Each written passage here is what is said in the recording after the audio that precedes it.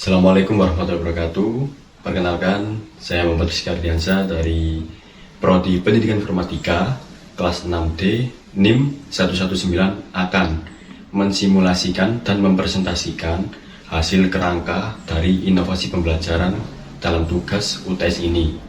Dan dalam tugas UTS ini saya akan mengintroduksikan ke penonton, ke audiens bahwasanya yang akan saya presentasikan itu PPT interaktif dan berupa metode kuisis. Oke, pada kesempatan kali ini saya menggunakan kerangka dari PowerPoint interaktif, yang dimana PowerPoint interaktif ini pada pembelajaran yang akan disampaikan nanti tidak membosankan. Banyak clip art atau isi siang, meskipun saya menggunakan untuk SMA atau SMK, tetapi di sini juga menggambarkan suasana atau lingkungan yang akan dihadapi siswa dan siswi saat pembelajaran di kelas. Oleh sebab itu, saya mempunyai ide untuk menggunakan PPT interaktif ini sebagaimana materi, yaitu dari pemrograman dasar Java, yang dimana dikhususkan untuk SMK TKJ. Oke, maka dari itu kita akan play saja PPT interaktifnya. Jadi di sini saya juga menggunakan beberapa animasi dan clip art yang mengandung tema informatika, baik itu dalam pendidikan maupun informatikanya. Jadi kita di sini bisa start. Oke. Pada slide ini saya menambahkan menu, yaitu dalam artian menu untuk pembelajaran pemrograman dasar Java ini, yang dimana disusun ada keadaan TP, yang kedua materi, yang ketiga rangkuman, yang keempat evaluasi, yang terakhir kuis untuk evaluasi. Mau setelah evaluasi terbitlah kuis. Jadi jika saya mengklik keadaan TP, yaitu kompetensi awal dan tujuan pembelajaran. Oke, meskipun clips art atau tema yang saya bawakan seperti ini tidak mengganggu pembelajaran dan mungkin juga bisa menarik perhatian dari audien atau siswa dan siswi. Ya, yang pertama yaitu adalah kompetensi awal. Yang pertama yaitu siswa memiliki pengetahuan dasar tentang algoritma pemrograman, atau juga bisa disebut basicnya, dasar-dasarnya. Yang kedua, siswa memiliki pengetahuan dasar juga tentang pemrograman bahasa Java.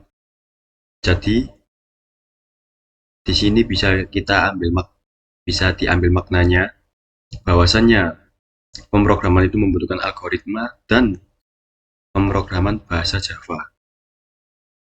Sedangkan yang tujuan pembelajaran yaitu siswa mampu mendeskripsikan dasar algoritma pemrograman Java. Yang kedua, siswa mampu dapat memahami sintaks dasar pemrograman Java. Yang ketiga, siswa mampu memahami makna dari sintaks pemrograman Java.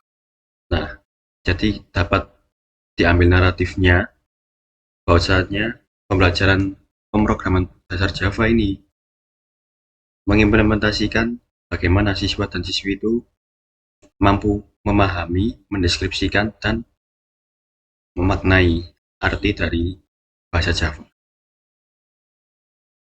Setelah itu kita masuk pada materi-materi pembelajaran yang saya usung pada PPT interaktif ini.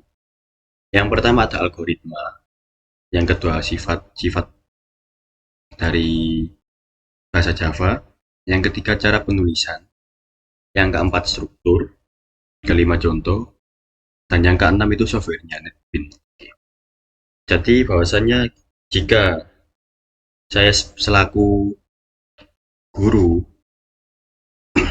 saya juga bisa, misal andai kata, melakukan struktur kayak gini, yang dimana struktur ini bisa membuat siswa dan siswi itu merasa paham dan mengerti alur-alur pembelajarannya. apalagi terkait materi pemrograman dasar Java. Yang pertama yaitu ada algoritma,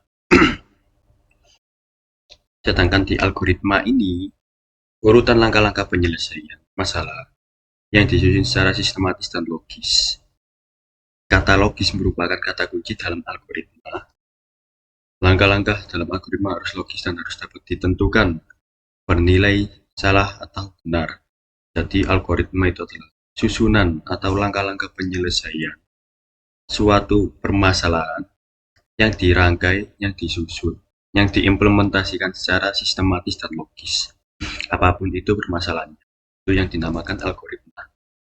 Jadi algoritma itu memberikan output atau keluaran yang dikehendaki dari sejumlah masukan yang diberikan. Seperti itu. Kita next. Nah, jadi untuk sifat-sifat algoritma juga banyak.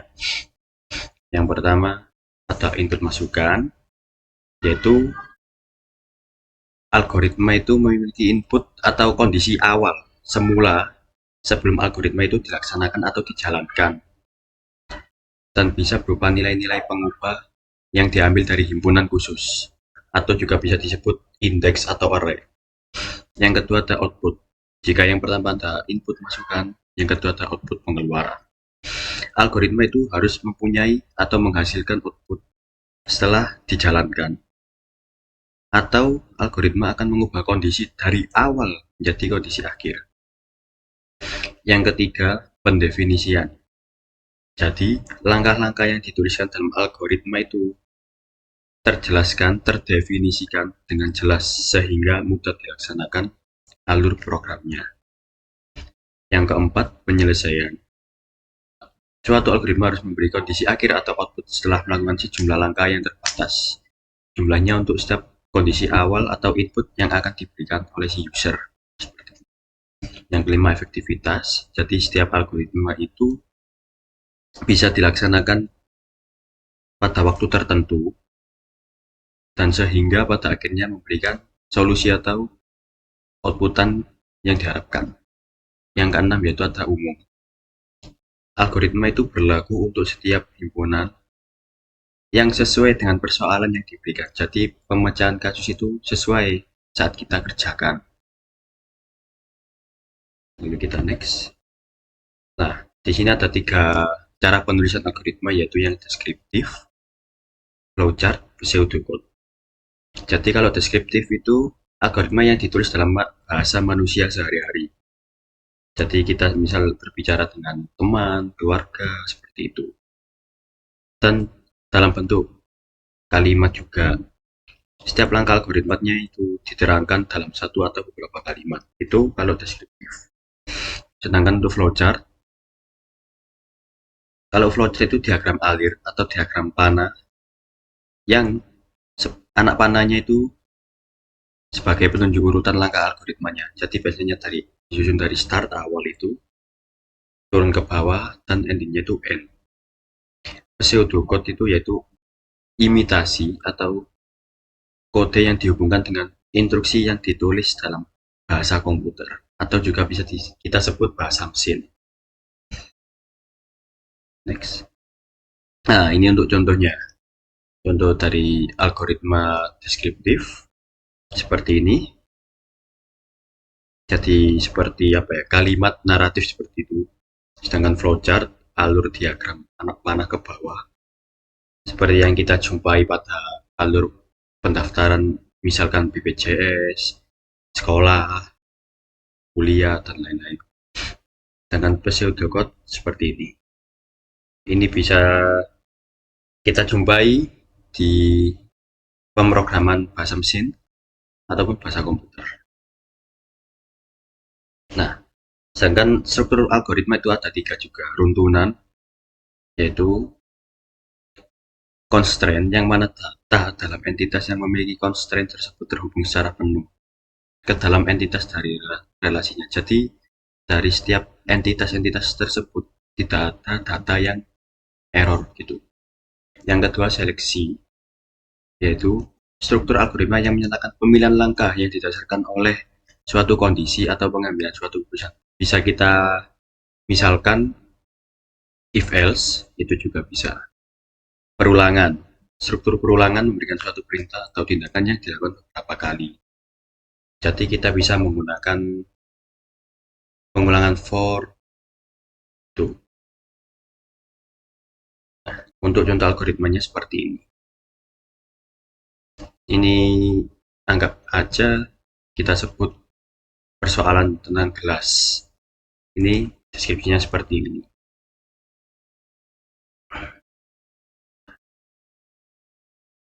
Jadi untuk rangkuman pembelajaran dari pemrograman dasar Java itu, algoritma adalah urutan langkah-langkah penyelesaian masalah yang disusun secara sistematis dan logis. Jadi tanpa algoritma kita tidak bisa menyusun atau mempermasalahkan masalah yang akan kita hadapi seperti itu. Yang kedua, sifat-sifat dari algoritma itu ada 6. Masukan, pengeluaran, pendefinisian, penyelesaian, efektivitas, dan umum.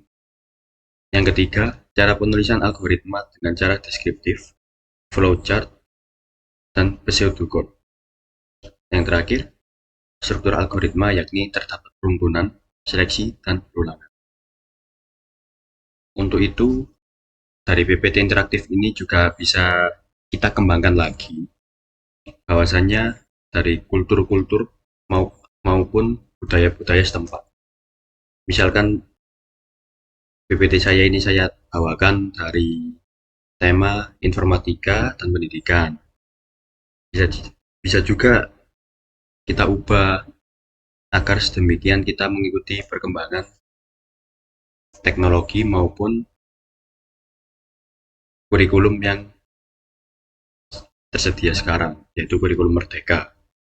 Jadi bahwasanya jika PPT interaktif ini worth it apa enggak, menurut saya ini bisa untuk kalangan siswi SMA dan SMK, apalagi dikala kita menerangkan dan tidak membosankan gitu. Banyak-banyak clips art, tema sesuai. Jadi jangan sampai warna dan tempelan-tempelan potongan-potongan clips art itu tidak menyambung gitu.